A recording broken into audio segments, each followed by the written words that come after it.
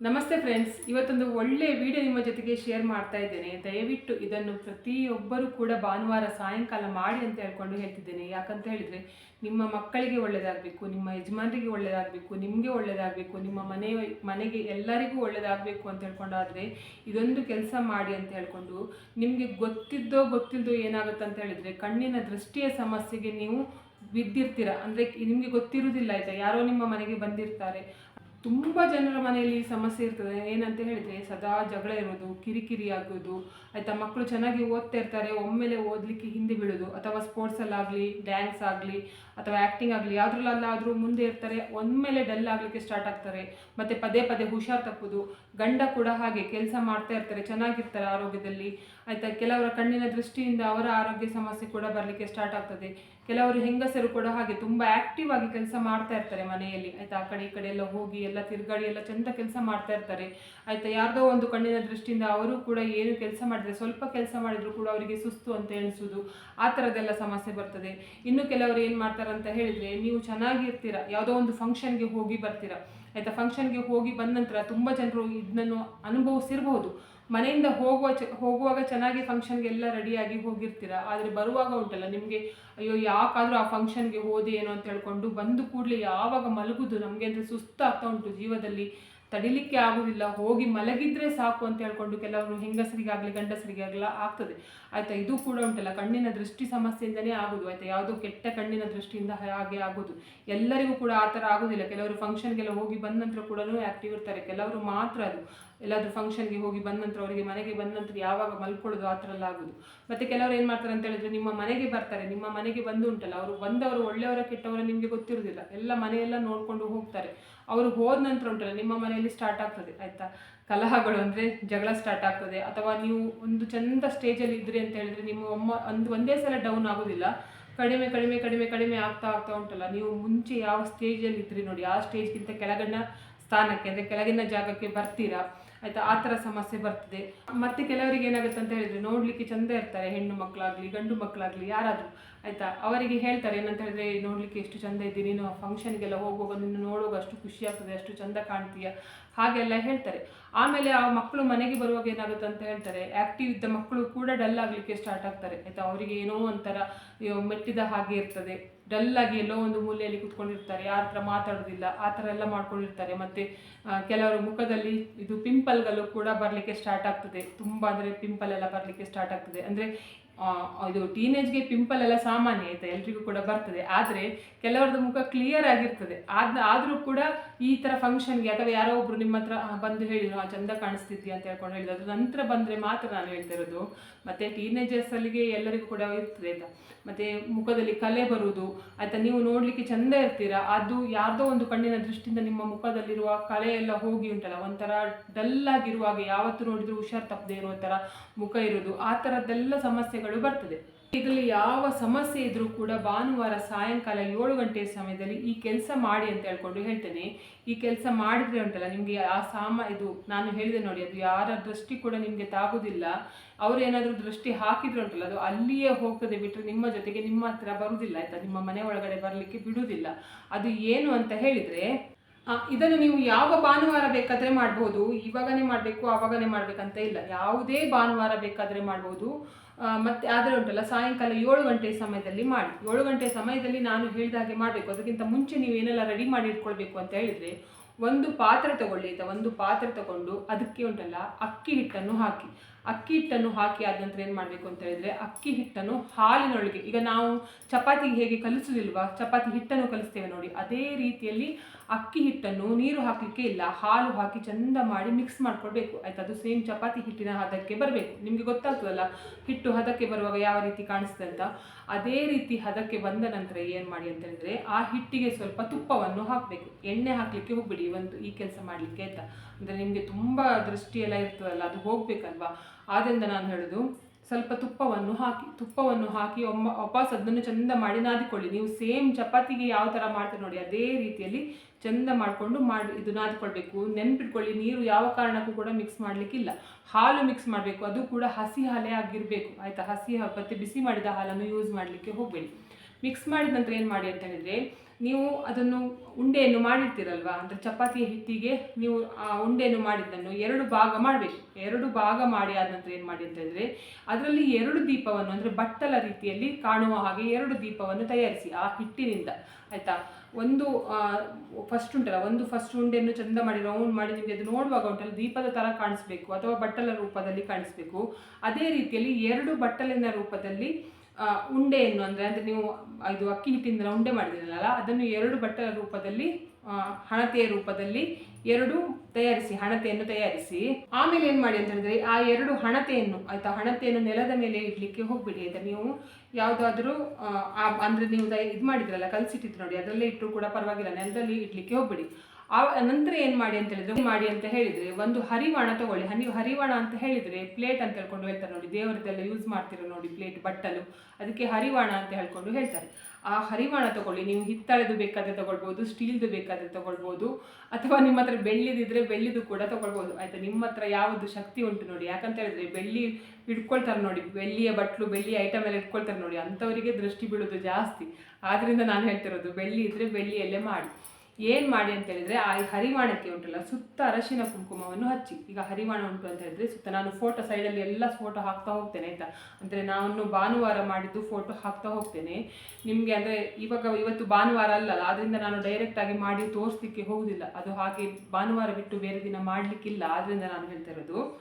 ಹರಿವಾಣಕ್ಕೆ ಎಲ್ಲ ದಿಕ್ಕಿ, ಅಂದರೆ ಫುಲ್ ಸುತ್ತ ಅರಶಿನ ಕುಂಕುಮವನ್ನು ಹಚ್ಚಿ ಆಮೇಲೆ ಏನು ಮಾಡಿ ಅಂತ ಹೇಳಿದರೆ, ಹರಿವಾಣದ ಮಧ್ಯದಲ್ಲಿ ಒಂದು ಗಂಧವನ್ನು ಇಡಬೇಕು, ಆಯಿತಾ. ಗಂಧದಿಂದ, ಅಂದರೆ ಏನು ಹೇಳ್ತಾರೆ ಅಂತ ಹೇಳಿದ್ರೆ, ಆ ಬಟ್ಟಲಿಗೆ ಉಂಟಲ್ಲ ಮಧ್ಯದಲ್ಲಿ ಕುಂಕುಮ ಮತ್ತು ಗಂಧವನ್ನು ಹಚ್ಚಬೇಕು. ಅದರ ನಂತರ ಏನು ಮಾಡಬೇಕು ಅಂತ ಹೇಳಿದ್ರೆ, 2 ವೀಳ್ಯದೆಲೆ ನೀವು ನೆನ್ಪಿಟ್ಕೊಳ್ಬೇಕು. ಏನಂತ ಹೇಳಿದರೆ, ಸ್ವಲ್ಪ ಕೂಡ ಮುರಿದಿರಬಾರ್ದು, ಒಂದು ಚೂರು ಬೆಂಡಾಗಿರಬಾರ್ದು, ಏನು ಕೂಡ ಕಟ್ಟಾಗಿರ್ಬಾರ್ದು, ಏನೂ ಕೂಡ ತೊಂದರೆ ಆಗಿರಬಾರ್ದು ಅಂಥದ್ದು 2 ವೀಳ್ಯದೆಲೆ ತೊಟ್ಟು ಕೂಡ ಇರಬೇಕು. ಅದಕ್ಕೆ ವೀಳ್ಯದೆಲೆ ತಗೊಂಡು ಏನು ಮಾಡಿ ಅಂತ ಹೇಳಿದರೆ, ಆ ಹರಿವಾಣದಲ್ಲಿ ಯಾವ ರೀತಿ ಇಡಬೇಕು ಅಂತ ಹೇಳಿದ್ರೆ ನೋಡಿ, ಈ ಥರ ವೀಳ್ಯದೆಲೆ ತಗೊಳ್ತಿರಲ್ಲ, ವೀಳ್ಯದೆಲೆ 2 ಕೂಡ ತೊಟ್ಟು ಈ ಕಡೆಗೆ, ಅಂದರೆ ಹೀಗೆ ನೋಡಬಾರ್ದು, ಆಯಿತಾ. ಈ ಥರ ಒಂದಕ್ಕೆ ಒಂದು ನೋಡುವ ಹಾಗೆ ಇಡಲಿಕ್ಕೆ ಹೋಗಬೇಡಿ. ನೀವು ಈ ಕೆಲಸ ಮಾಡಬೇಕಾದ್ರೆ ಏನು ಮಾಡಬೇಕು ಅಂತ ಹೇಳಿದ್ರೆ, 2 ವೀಳ್ಯದೆಲೆ ಕೂಡ ಈ ರೀತಿಯಲ್ಲಿ ಇರಬೇಕು ನೋಡಿ. ಈ ತೊಟ್ಟು ಈ ಕಡೆಗೆ ಹೋಗ್ಕೊಂಡು ನೋಡಿ, ಇದು ಹೀಗೆ ನೋಡಿ, ಈ ಥರ 2 ವೀಳ್ಯದೆಲೆಯನ್ನು ಕೂಡ ತಗೊಂಡು ಅದನ್ನು ಹರಿವಾಣದಲ್ಲಿ ಇಡಿ, ಆಯಿತಾ. ನಾನು ಫೋಟೋಕ್ಕೆ ಹಾಕ್ತೇನೆ. ಹರಿವಾಣದಲ್ಲಿ ಇಟ್ಟು ನೀವು ಮಾಡಿದಿರೋ ನೋಡಿ ದೀಪ, ಅಂದರೆ ಹಿಟ್ಟಿನಿಂದ ಮಾಡಿದ ದೀಪವನ್ನು ಇದರ ಮೇಲೆ ಇಡಬೇಕು, ಆಯಿತಾ. ಈ ಎಲೆಯ ಮೇಲೆ, ವೀಳ್ಯದೆಲೆಯ ಮೇಲೆ ಇಡಬೇಕು. ವೀಳ್ಯದೆಲೆಯ ಮೇಲೆ ಇಟ್ಟ ಆದ ನಂತರ ಏನು ಮಾಡಬೇಕು ಅಂತ ಹೇಳಿದರೆ, ನೀವು ಹರಿವಾಣಕ್ಕೆ ಯಾವ ರೀತಿಯಲ್ಲಿ ಅರಶಿನ ಕುಂಕುಮ ಹಚ್ಚಿದ್ದೀರ ನೋಡಿ, ಅದೇ ರೀತಿಯಲ್ಲಿ ಸೇಮ್ ಅದೇ ರೀತಿಯಲ್ಲಿ ನೀವು ಏನು ಮಾಡಿ ಅಂತ ಹೇಳಿದರೆ, ಇದಕ್ಕೆ ಕೂಡ 4 ದಿಕ್ಕಿಗೆ ಕೂಡ ದೀಪಕ್ಕೆ, ನೀವು ದೀಪ ಮಾಡಿದ್ರಲ್ಲ 4 ದಿಕ್ಕಿಗೂ ಕೂಡ ಅರಿಶಿನ ಕುಂಕುಮವನ್ನು ಹಚ್ಚಬೇಕು, ಆಯಿತಾ. ದೀಪಕ್ಕೆ ಹಚ್ಚಬೇಕು, 2 ದೀಪಕ್ಕೆ ಕೂಡ ಹಚ್ಚಿ ಆಮೇಲೆ ಏನು ಮಾಡಬೇಕು ಅಂತ ಹೇಳಿದರೆ, ಅದು ಅರಿಶಿನ ಕುಂಕುಮ 4 ದಿಕ್ಕಿಗೆ ಹಚ್ಚಿ ಆದ ನಂತರ ಏನು ಮಾಡಿ ಅಂತ ಹೇಳಿದರೆ, ಅದಕ್ಕೆ ಉಂಟಲ್ಲ ನೀವು ಏನು ಮಾಡಿ ಅಂತ ಹೇಳಿದರೆ ಎಣ್ಣೆ ಹಾಕಬೇಕು, ಆಯಿತಾ. ನೀವು ತುಪ್ಪ ಹಾಕುವವರಾಗಿದ್ದರೆ ತುಪ್ಪ ಕೂಡ ಹಾಕ್ಬೋದು, ಆಯಿತಾ. ತಮಗೆ ತುಪ್ಪ ಎಲ್ಲ ಹಾಕಲಿಕ್ಕೆ ಸಾಧ್ಯ ಇಲ್ಲ ಅಂತ ಹೇಳ್ಕೊಂಡು ಆದವರು ಎಣ್ಣೆ ಬೇಕಾದರೆ ಹಾಕ್ಬೋದು, ಕೊಬ್ಬರಿ ಎಣ್ಣೆ ಬೇಕಾದರೆ ಹಾಕ್ಬೋದು, ದೀಪದ ಎಣ್ಣೆ ಬೇಕಾದರೆ ಹಾಕ್ಬೋದು, ಸಾಸಿವೆ ಎಣ್ಣೆ ಬೇಕಾದರೆ ಹಾಕ್ಬೋದು, ಎಳ್ಳೆಣ್ಣೆ ಬೇಕಾದರೂ ಹಾಕ್ಬೋದು, ಆಯಿತಾ. ಮತ್ತು ಇದು ಸನ್ಫ್ಯೂರ್ ಎಲ್ಲ ಹಾಕಲಿಕ್ಕೆ ಹೋಗಬೇಡಿ. ಆಮೇಲೆ ಪಾಮ್ ಆಯಿಲು, ಸನ್ಫ್ಯೂರ್ ಅದೆಲ್ಲ ಅಡುಗೆಗೆಲ್ಲ ಯೂಸ್ ಮಾಡ್ತೀರಿ ನೋಡಿ, ಆ ಎಣ್ಣೆ ಅಲ್ಲ. ನೀವು ದೀಪಕ್ಕೆ ಬಳಸ್ತೀರ ನೋಡಿ ಯಾವುದೆಲ್ಲ ಎಣ್ಣೆ, ಅಂತಹ ಎಣ್ಣೆಗಳನ್ನು ಹಾಕ್ಬೋದು. ಅದನ್ನು ಹಾಕಿ ಏನು ಮಾಡಿ ಅಂತ ಹೇಳಿದರೆ, ಅದರ ಒಳಗಡೆ ಬತ್ತಿ ಇಡಬೇಕು, ಆಯಿತಾ. ಬತ್ತಿ ಯಾವ ರೀತಿಯಲ್ಲಿ ಇಡಬೇಕು ಅಂತ ಹೇಳಿದರೆ ನೋಡಿ, ನಾನು ನಿಮಗೆ ಅರ್ಥ ಆಗಲಿ ಅಂತ ಹೇಳ್ಕೊಂಡು ಸರಿಯಾಗಿ ತೋರಿಸಿ ಕೊಡ್ತಾ ಇದ್ದೇನೆ, ಆಯಿತಾ. ಅಂದರೆ ಕೆಲವರಿಗೆ ಅರ್ಥ ಆಗೋದಿಲ್ಲಲ್ಲ, ನಾನು ಫೋಟೋ ಹಾಕಿದರೂ ಕೂಡ ಕೆಲವರಿಗೆ ಅರ್ಥ ಆಗೋದಿಲ್ಲ, ಆದ್ದರಿಂದ ಹೇಳೋದು. ಬತ್ತಿ ತಗೊಳ್ಬೇಕು, ಆಯಿತಾ. ಒಂದೊಂದು ದೀಪಕ್ಕೆ 6 ಬತ್ತಿ, ಈ ಥರದ್ದು ಹತ್ತಿ ಬತ್ತಿ ಉಂಟಲ್ಲ, 6 ಹತ್ತಿ ಬತ್ತಿ ತಗೊಳ್ಬೇಕು. ಅದು ಯಾವ ರೀತಿಯಲ್ಲಿ ಇಡಬೇಕು ಅಂತ ಹೇಳಿದರೆ, ಒಂದೊಂದು ನೋಡಿ ಈ ಥರ ಜೋಡಿ ಮಾಡಿ, 3 ಜೋಡಿ ಮಾಡಿ, ಆಯಿತಾ. ಈ ಥರ ಬತ್ತಿಯನ್ನು 3 ಜೋಡಿ ಮಾಡಿ ಆ ದೀಪಕ್ಕೆ ಉಂಟಲ್ಲ, ನೀವು ದೀಪ ಮಾಡಿದ್ರಲ್ವಾ, ಅಂದರೆ ಹಿಟ್ಟಲ್ಲಿ ಮಾಡಿದ್ರಲ್ಲ, ಆ ದೀಪಕ್ಕೆ ಈ ರೀತಿಯಲ್ಲಿ, ಆಯಿತಾ. ಅಂದರೆ ಸ್ವಲ್ಪ ಸ್ವಲ್ಪ ಗ್ಯಾಪ್ ಬಿಟ್ಟು, 3 ದಿಕ್ಕು ನೋಡುವ ಹಾಗೆ ಇಡಬೇಕಂತ ಇಲ್ಲ, ಆಯಿತಾ. ಈ ಥರ ಸ್ವಲ್ಪ ಸ್ವಲ್ಪ ಗ್ಯಾಪ್ ಬಿಟ್ಟು ನೋಡಿ, ಈ ಥರ 2 ಜೋಡಿ ಮಾಡಿ, ನಾನು ಸೈಡಲ್ಲಿ ಫೋಟೋ ಹಾಕ್ತೇನೆ, ದಯವಿಟ್ಟು ನೋಡಿ, ಆಯಿತಾ. ನೋಡಿ ಈ ಥರ 3 ಕೂಡ ಇಟ್ಟು, ಹೀಗೆ 3 ಕೂಡ ಬತ್ತಿಯನ್ನು ಇಡಬೇಕು. 2 ದೀಪದಲ್ಲಿ 6 ಬತ್ತಿ, ಅಂದರೆ 3 ಜೋಡಿ 6 ಬತ್ತಿಯನ್ನು ಇಡಬೇಕು ನೋಡಿ. ಇವಾಗ 2 ಕಡೆ ನೀವು ಬತ್ತಿಯನ್ನು ಹಾಕಿ ಆಯಿತು, ಎಣ್ಣೆ ಹಾಕಿ ಅದರ ಮೇಲೆ ಬತ್ತಿ ಹಾಕಿ ಆಯಿತು. ಅದರ ನಂತರ ಏನು ಮಾಡಬೇಕು ಅಂತ ಹೇಳಿದರೆ, ನಿಮಗೆ ದೃಷ್ಟಿ ಹೋಗಬೇಕಲ್ಲ, ನಿಮ್ಮ ಮನೆಯಲ್ಲಿ ಎಷ್ಟು ಜನ ಇದ್ದೀರ ನೋಡಿ, ಅಷ್ಟು ಜನರಿಗೂ ಕೂಡ ಸೇರಿಸಿ, ಆಯಿತಾ. ಏನು ಮಾಡಿ ಅಂತ ಹೇಳಿದರೆ 4 ಒಣ ಮೆಣಸು ತೊಗೊಳ್ಬೇಕು ಆಯಿತಾ. ಬ್ಯಾಡಗಿ ಮೆಣಸು ಬೇಡ, ಮತ್ತೊಂದು ಮೆಣಸು ಬರ್ತದಲ್ಲ, ನಾನು ಫೋಟೋ ಹಾಕ್ತೇನೆ, ನನಗೆ ಅದಕ್ಕೆ ಎಂತ ಹೇಳ್ತಾರೆ ಅಂತ ಹೇಳ್ಕೊಂಡು ಗೊತ್ತಿಲ್ಲ ಆಯಿತಾ. ಅಂದರೆ ನಮ್ಮ ಕಡೆ ಎಂತ ಹೇಳ್ತಾರೆ ಅಂತ ಹೇಳ್ಕೊಂಡು ಗೊತ್ತಿಲ್ಲ ಅದ್ರದ್ದು ಹೆಸರು. ಒಣಮೆಣಸು, ಆದರೆ ಬ್ಯಾಡಗಿ ಮೆಣಸು ಅಲ್ಲ, ಮತ್ತೊಂದು ಮೆಣಸು ಬರ್ತಲ್ಲ, ಆ ಮೆಣಸು ತುಂಬ ಖಾರ ಇರ್ತದೆ ನೋಡಿ. ಆ ಮೆಣಸು ತುಂಬ ಒಳ್ಳೆಯದು ನಿಮಗೆ ದೃಷ್ಟಿ ತೆಗಿಲಿಕ್ಕೆ. ಏನು ಮಾಡಿ ಅಂತ ಹೇಳಿದ್ರೆ 4 ಮೆಣಸು ತೊಗೊಳ್ಳಿ ಆಯಿತಾ. ಒಣಮೆಣಸು 4 ಮೆಣಸು ತೊಗೊಂಡು ನಿಮ್ಮ ಮನೆಯಲ್ಲಿ ಎಷ್ಟು ಜನ ಇದ್ದಾರೆ ನೋಡಿ ಅಷ್ಟು ಜನರಿಗೂ ಕೂಡ, ಇವಾಗ ನಿಮಗೆ ಸಾಯಂಕಾಲ 7 ಗಂಟೆ ಒಳಗಡೆ ನಿಮ್ಮ ಯಜಮಾನರು ಕೆಲಸಕ್ಕೆ ಹೋದವರು ಬರೋದಿಲ್ಲ, ಮಕ್ಕಳು ಟ್ಯೂಷನ್ಗೆಲ್ಲ ಹೋಗಿರ್ತಾರೆ, ಸಿಗೋದಿಲ್ಲ, ಆ ಥರ ಎಣಿಸೋರು ಏನು ಮಾಡಿ ಅಂತ ಹೇಳಿದರೆ ಮುಂಚಿನ ದಿವಸವೇ, ಅಂದರೆ ಶನಿವಾರ ಅಂದರೆ ಅದು ಇಲ್ದಿದ್ರೆ ಭಾನುವಾರ ಬೆಳಿಗ್ಗೆನೇ ಇರ್ತಾರೆ ನೋಡಿ. ಸಾಮಾನ್ಯವಾಗಿ ಭಾನುವಾರ ಎಲ್ರಿಗೂ ಕೂಡ ರಜೆ ಇರ್ತದೆ, ಆದರೂ ಕೂಡ ಕೆಲವರು ಇರುವುದಿಲ್ಲ ಅಂತ ಹೇಳ್ಕೊಂಡಾದರೆ ಆಯಿತಾ, ನೀವು ಬೆಳಿಗ್ಗೆ ಉಂಟಲ್ಲ ನಿಮ್ಮ ಮನೆಯಲ್ಲಿ ಎಲ್ಲರೂ ಇರ್ತಾರಲ್ಲ ನೋಡಿ, ಬೆಳಿಗ್ಗೆ ಎದ್ದು ಕೂಡಲೇ ಎಲ್ಲ ಬ್ರಷ್ ಎಲ್ಲ ಮಾಡಿ ಆದ ನಂತರ ಉಂಟಲ್ಲ ಆ 4 ಮೆಣಸನ್ನು ತಗೊಂಡುಂಟಲ್ಲ, ನಿಮ್ಮ ಮನೆಯಲ್ಲಿ ಎಷ್ಟು ಜನ ಇದ್ದಾರೆ ನೋಡಿ, ಮನೆಯಲ್ಲಿ ಹಿರಿಯರಿಗೂ ಕೂಡ ಆಯಿತಾ, ಹಿರಿಯರನ್ನು ಕೂಡ ಬಿಡಬೇಡಿ. ಯಾಕಂತ ಹೇಳಿದ್ರೆ ನೆಗೆಟಿವ್ ಎನರ್ಜಿ ಆಗಲಿ ಕೆಟ್ಟದಾಗಲಿ ಯಾರ ಮೂಲಕ ನಿಮ್ಮ ಮನೆ ಒಳಗಡೆ ಬರ್ತದೆ ಅಂತ ಹೇಳ್ಕೊಂಡು ಹೇಳಲಿಕ್ಕೆ ಆಗೋದಿಲ್ಲಲ್ಲ. ನೀವು ಹಿರಿಯರು, ಅವರಿಗೆ ಯಾರು ದೃಷ್ಟಿ ಹಾಕ್ತಾರೆ ಅದು ಹೇಳಲಿಕ್ಕೆ ಆಗೋದಿಲ್ಲ. ಯಾರಿಗೂ ಬೇಕಾದರೆ ಯಾರು ಬೇಕಾದರೆ ದೃಷ್ಟಿ ಹಾಕ್ಬೋದು. ಆದ್ದರಿಂದ ನಾನು ಹೇಳ್ತಾ ಇರೋದು, ಮನೆಯಲ್ಲಿ ಹಿರಿಯರಿಂದ ಹಿಡಿದು ಚಿಕ್ಕ ಮಗು ಇದ್ದರೆ ಆಯಿತಾ, ಆ ಮಗುವಿಗೂ ಕೂಡ ಎಲ್ಲರಿಗೂ ಕೂಡ ಆ ಮೆಣಸು 4 ಮೆಣಸಿನಿಂದ ಆಯಿತಾ, ಒಬ್ಬೊಬ್ಬರಿಗೆ 4 ಮೆಣಸಲ್ಲ, ಒಟ್ಟು 4 ಮೆಣಸು ಮಾತ್ರ ಆಯಿತಾ, ಎಲ್ಲ ದೃಷ್ಟಿ ತೆಗಿಬೇಕು ಆಯಿತಾ. ಒಬ್ಬೊಬ್ಬರಿಗೆ ಒಂದೊಂದು ಮೆಣಸಲ್ಲ ಆಯಿತಾ, ಎಲ್ಲರಿಗೂ ಕೂಡ ಇಡೀ ಮನೆಗೆ ಕೂಡ 4 ಮೆಣಸು. ಆಮೇಲೆ ಒಬ್ಬೊಬ್ಬರಿಗೆ 4 ಮೆಣಸು ತೆಗಿಲಿಕ್ಕೆ ಹೋಗಬೇಡಿ. ತಗೊಂಡು ಏನು ಮಾಡಿ ಅಂತ ಹೇಳಿದ್ರೆ ಎಲ್ಲರಿಗೂ ಕೂಡ 3 ಸಲ ಎಡಕೈಯಲ್ಲಿ ಹಿಡ್ಕೊಳ್ಬೇಕು ಮೆಣಸನ್ನು.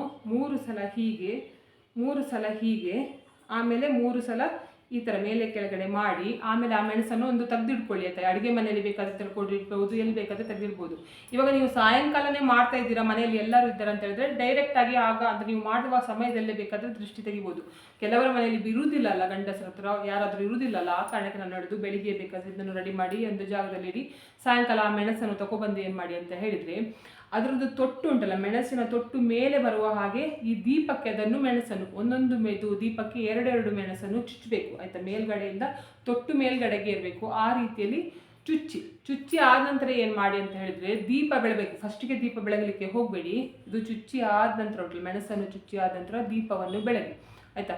ದೀಪವನ್ನು ಬೆಳಗ್ಗೆ ಏನು ಮಾಡಿ ಅಂತ ಹೇಳಿದ್ರೆ ಅದನ್ನು ತಗೊಂಡು ಹೋಗಿ ಸಾಯಂಕಾಲ, ನಾನು ಹೇಳಿದೆ ಇಷ್ಟೆಲ್ಲ ಮಾಡುವಾಗ ನಿಮಗೆ ಸಾಯಂಕಾಲ 7 ಗಂಟೆ ಆಗ್ತದೆ, 7:15 ಒಳಗಡೆ ಮಾಡಿದರೆ ಸಾಕಾಗ್ತದೆ. 7 ಗಂಟೆಯಿಂದ 7:15 ಒಳಗಡೆ ಈ ಕೆಲಸ ಮಾಡಲಿಕ್ಕೆ. ಆಮೇಲೆ ಏನು ಮಾಡಿ ಅಂತ ಹೇಳಿದ್ರೆ ಅದನ್ನು ನೀವು ಮನೆಯಿಂದ ಹೊರಗಡೆ ತಗೊಂಡು ಹೋಗಿ ಆಯಿತಾ. ಆಮೇಲೆ ಎಡೆಯೆಲ್ಲ ತೆಗೆಯೋದು ಅಂದರೆ ದೃಷ್ಟಿ ಎಲ್ಲ ತೆಗಿಬೇಕಂತ ಇಲ್ಲ ಆಯಿತಾ, ಅದು ಮೆಣಸಿಗೆ ಮಾತ್ರ ದೃಷ್ಟಿ ತೆಗೆದ್ರೆ ಸಾಕಾಗ್ತದೆ. ಅದನ್ನು ತಗೊಂಡು ಹೋಗಿ ಒಂದು ಏನು ಮಾಡಿ ಅಂತ ಹೇಳಿದ್ರೆ ನಿಮ್ಮ ಮನೆಯ ಮೇನ್ ಡೋರ್ ಹೊರಗಡೆಯಿಂದ, ಒಳಗಡೆಯಿಂದಲ್ಲ ಹೊರಗಡೆಯಿಂದ ಆ ಕಡೆ ಒಂದು ದೀಪ, ಈ ಕಡೆ ಒಂದು ದೀಪವನ್ನು ಹಚ್ಚಿ, ಅಂದರೆ ಅದೇ ಹಿಟ್ಟಿದ್ದು ಮಾಡಿದ್ರಲ್ಲ ಆ ದೀಪವನ್ನು ಆ ಕಡೆ ಈ ಕಡೆ ಎರಡೂ ಕೂಡ ಹಚ್ಚಿ ಬನ್ನಿ. ಹಚ್ಚಿ ಬಂದು ಆಮೇಲೆ ನೀವು ಮಾಮೂಲಿ ದೇವ್ರದ್ದು ದೀಪ ಇರ್ತೀರಿ ನೋಡಿ, ಕೆಲವ್ರದ್ದು ಅದಕ್ಕಿಂತ ಮುಂಚೆ ದೇವ್ರದ್ದು ಪೂಜೆ ಎಲ್ಲ ಆಗಿರ್ತದೆ. ಪೂಜೆ ಅದಕ್ಕಿಂತ ಮುಂಚೆ ಮಾಡಿದರೆ ಉತ್ತಮ. ಅಂದರೆ ನೀವು ದೃಷ್ಟಿ ತೆಗೆದಿರ್ತೀರಲ್ಲ, ಆ ಕಾರಣಕ್ಕೆ ಒಂದು 6 ಗಂಟೆ ಒಳಗಡೆ ಬೇರೆ ದಿನ ಪೂಜೆ ಮಾಡಿದರೆ ಉತ್ತಮ. ಅಂದರೆ ಸಂಡೇ ಆಯಿತಾ, ಅಂದರೆ ಭಾನುವಾರ 6 ಗಂಟೆ ಒಳಗಡೆ ಪೂಜೆ ಮಾಡಿ, 7 ಗಂಟೆ ನಂತರ ಈ ಕೆಲಸ ಮಾಡಿ ಅಂತ ಹೇಳ್ಕೊಂಡು, ಅದು ಮಾಡಿದ ನಂತರ ದೇವ್ರದ್ದು ಪೂಜೆ ಮಾಡೋದು ಬೇಡ ಅಂತ ಹೇಳ್ಕೊಂಡು ನಾನು ಎಣಿಸ್ಕೊಳ್ಳೋದು ಆಯಿತಾ. ಆಮೇಲೆ ನಿಮಗೆ ಪುರ್ಸೋತಿಲ್ಲ, ನಮಗೆ ಆಗೋದಿಲ್ಲ ಅಂತ ಹೇಳಿದ್ರೆ ಮಾಡಿದರೆ ಕೂಡ ಪರವಾಗಿಲ್ಲ. ಆದರೆ ಜಾಸ್ತಿ ನಿಮಗೆ ಒಳ್ಳೇದಾಗಬೇಕು ಅಂತ ಹೇಳಿದ್ರೆ ಫಸ್ಟು ದೇವರ ಪೂಜೆ ಮಾಡಿಕೊಂಡು ಆಮೇಲೆ ಈ ಕೆಲಸ ಮಾಡಿ. ಆಮೇಲೆ ಏನು ಮಾಡಬೇಕು ಅಂತ ಹೇಳಿದ್ರೆ ದೀಪ ಶಾಂತ ಆಗುತ್ತೆ, ಅಂದರೆ ಎಣ್ಣೆ ಎಲ್ಲ ಖಾಲಿ ಆದ ನಂತರ ದೀಪ ಶಾಂತವಾಗ್ತದಲ್ಲ, ಆ ಶಾಂತವಾಗೋದನ್ನು ಮನೆ ಮಂದಿ ಯಾರು ಕೂಡ ನೋಡಬಾರ್ದು. ಹೊರಗಡೆನವರು ನೋಡಿದರೆ ಪರವಾಗಿಲ್ಲ. ಅಂದರೆ ಇವಾಗ ಅಪಾರ್ಟ್ಮೆಂಟ್ಗಳಲ್ಲೆಲ್ಲ ಇರ್ತಾರೆ ನೋಡಿ, ಎದುರುಗಡೆ ಒಂದು ಮನೆ ಇದು ಎದುರುಗಡೆ ಮನೆ ಇರ್ತದೆ, ಆವಾಗ ಅವರು ನೋಡಿದರೆ ಎಂತ ಆಗೋದಿಲ್ವ ಅಂತ ಕೇಳಿದರೆ ಏನೂ ಆಗೋದಿಲ್ಲ. ನಿಮ್ಮ ಮನೆಯವರು ಮಾತ್ರ ಅದು ದೀಪವನ್ನು ಶಾಂತ ಆಗೋದನ್ನು ನೋಡಬಾರ್ದು. ಇವಾಗ ದೀಪ ಶಾಂತ ಆದ ನಂತರ ಏನು ಮಾಡಿ ಅಂತ ಹೇಳಿದರೆ ರಾತ್ರಿ ಒಂದು 12 ಗಂಟೆಗೆ ಅಥವಾ ಒಂದು 10 ಗಂಟೆಯ ನಂತರ ಆಯಿತಾ. 12 ಗಂಟೆಗೆ ಎಲ್ರಿಗೂ ಹೋಗ್ಲಿಕ್ಕೆ ಆಗೋದಿಲ್ಲ, ಆದರೆ 10 ಗಂಟೆಯ ನಂತರ ಏನು ಮಾಡಿ ಅಂತ ಹೇಳಿದ್ರೆ ಆ ದೀಪವನ್ನು ತಗೊಂಡು ಹೋಗಿ 3 ರಸ್ತೆ ಸೇರ್ತದೆ ನೋಡಿ, ಆ ಜಾಗದಲ್ಲಿ ಹೋಗಿ ಎಸ್ದು ಬನ್ನಿ ಆಯಿತಾ. ಆಮೇಲೆ ತಿರುಗಿ ನೋಡಬೇಡಿ, ಸೀದಾ ಬಂದು ಕೈಕಾಲು ಮುಖ ತೊಳ್ಕೊಂಡು ಸೀದಾ ಮನೆಯೊಳಗೆ ಬಂದು ಮಲಗಿ ಆಯಿತಾ. ಮತ್ತೆ ಎಂತ ಮಾಡಲಿಕ್ಕಿಲ್ಲ, ಅಷ್ಟು ಮಾಡಿ ಆವಾಗ ನೋಡಿ ನಿಮಗೆ ಎಂತಹ ತೊಂದರೆ ಇದ್ದರೂ ಕೂಡ ಹೋಗ್ತದೆ. ಯಾರು ಎಂತಹ ಕೆಟ್ಟ ದೃಷ್ಟಿ ನಿಮಗೆ, ನೀವು ಹಾಳಾಗಿ ಹೋಗಲಿ ಅಂತ ಹೇಳ್ಕೊಂಡು ಶಾಪ ಹಾಕಿದರೂ ಕೂಡ ಆ ಶಾಪ ಕೂಡ ನಿಮಗೆ ತಾಗೋದಿಲ್ಲ. ತಪ್ಪು ಮಾಡಿದರೆ ಮಾತ್ರ ಶಾಪ ತಾಗೋದಲ್ಲ, ತಪ್ಪು ಮಾಡಿದರೆ ಯಾರು ಕೂಡ ಶಾಪಕ್ಕೆ ಹೆದರುವ ಅಗತ್ಯ ಇಲ್ಲ. ಆದ್ದರಿಂದ ನಾನು ಹೇಳ್ತಾ ಇರೋದು ಆ ಕೆಲಸ ಮಾಡಿ ಅಂತ ಹೇಳ್ಕೊಂಡು ಒಳ್ಳೇದಾಗ್ತದೆ ನಿಮಗೆ. ಅದು ಏನು ಮಾಡ್ತದೆ ಅಂತ ಹೇಳಿದ್ರೆ ಪ್ರತಿ ಭಾನುವಾರ ಮಾಡಿದರೆ ತುಂಬ ಒಳ್ಳೆಯದು. ನಿಮಗೆ ಪ್ರತಿ ಭಾನುವಾರ ಮಾಡಲಿಕ್ಕೆ ಆಗೋದಿಲ್ಲ ಅಂತ ಹೇಳಿದ್ರೆ ತಿಂಗಳಿಗೆ 1 ಭಾನುವಾರ ಆದರೂ ಮಾಡಿ, ನಿಮ್ಮ ಮನೆಗೆ ಒಳ್ಳೇದಾಗಬೇಕು ಅಂತ ಹೇಳ್ಕೊಂಡಿದ್ರೆ ಆಯಿತಾ. 1 ಭಾನುವಾರ ಆದರೂ ಮಾಡಲೇಬೇಕು. ಮಾಡಿ ಆಮೇಲೆ ನಿಮಗೆ ಒಳ್ಳೇದಾಗ್ತದಲ್ಲ, ಆಗ ನನಗೆ ಕಮೆಂಟ್ ಮಾಡಿ ಹೇಳಿ, ನಾನು ಹೀಗೆ ಮಾಡಿದ ನಂತರ ನನಗೆ ಒಳ್ಳೆ ಆಗಿದೆ, ತುಂಬ ನನಗೆ ಅನಾರೋಗ್ಯ ಆಗ್ತಾ ಇತ್ತು, ತುಂಬ ಕಷ್ಟಪಡ್ತಾ ಇದ್ವಿ. ಮಕ್ಕಳು ಯಾವತ್ತು ನೋಡಿದರೂ ಕೂಡ ಇದು ಹಠ ಮಾಡೋದು, ಕಿರಿಕಿರಿ ಮಾಡೋದು, ನಮಗೆ ಫಂಕ್ಷನ್ಗೆ ಹೋಗಿ ಬಂದ ನಂತರ ಆಗೋದಿಲ್ಲ, ಸುಸ್ತಾಗಿ ಮಲಗ್ತೇವೆ, ಹಾಗೆಲ್ಲ ಆಗ್ತಿತ್ತು ಅಂತ ಹೇಳ್ಕೊಂಡಿದ್ದಿರಲ್ವಾ. ಅವರೆಲ್ಲ ನನಗೆ ಕಮೆಂಟ್ ಮಾಡಿ ಹೇಳಿ, ಇದು ಮಾಡಿದ ನಂತರ ಹೇಗೆ ಆಗಿದೆ ನಿಮ್ಮದು ಜೀವನ ಅಂತ ಹೇಳ್ಕೊಂಡು. ನೋಡಿದ್ರಲ್ಲ, ಇವತ್ತಿನ ವಿಡಿಯೋದಲ್ಲಿ ನಾನು ನರದೃಷ್ಟಿಗೆ ಅಂದರೆ ಮನುಷ್ಯರ ಕೆಟ್ಟ ಕಣ್ಣಿನ ದೃಷ್ಟಿ ಹೋಗ್ಲಿಕ್ಕೆ ಏನು ಮಾಡಬೇಕು ಅಂತ ಹೇಳ್ಕೊಂಡು ಹೇಳಿಕೊಟ್ಟಿದ್ದೇನೆ. ಇವತ್ತಿನ ವಿಡಿಯೋ ನಿಮಗೆ ಇಷ್ಟ ಆದರೆ ಪ್ಲೀಸ್ ಈ ವಿಡಿಯೋಕ್ಕೆ ಒಂದು ಲೈಕ್ ಮಾಡಿ, ಆದಷ್ಟು ಜನರಿಗೆ ವಿಡಿಯೋನ ಶೇರ್ ಮಾಡಿ, ಕಮೆಂಟ್ ಮಾಡಿ, ನನ್ನ ಚಾನಲ್ಗೆ ಸಬ್ಸ್ಕ್ರೈಬ್ ಆಗಿ.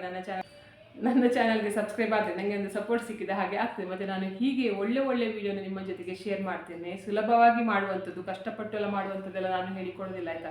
ನಿಮಗೆ ಮಾಡಲಿಕ್ಕೆ ಆಗಬೇಕು ಅಂಥದ್ದು ವಿಡಿಯೋ ಮಾತ್ರ ನಾನು ಶೇರ್ ಮಾಡೋದು.